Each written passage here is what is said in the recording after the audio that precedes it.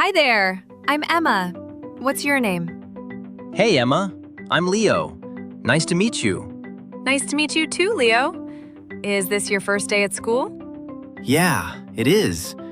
Everything is so new and exciting. Don't worry, you'll love it here. So, tell me about yourself. What do you like to do? Oh, I love drawing and painting. Art is my favorite thing in the whole world. I also really like reading adventure books. Wow, that's so cool. I love music.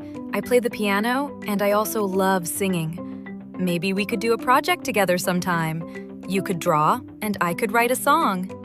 That would be amazing. What's your favorite subject in school?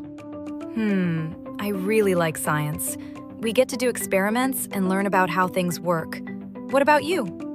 I like math. Numbers are like puzzles, and I love solving puzzles. That's awesome, Leo.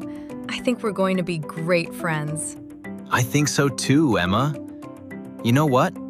I was a little scared about my first day, but now I feel much better. Aw, that's sweet.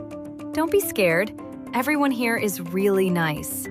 And now you have a friend. Thanks, Emma. You're really kind.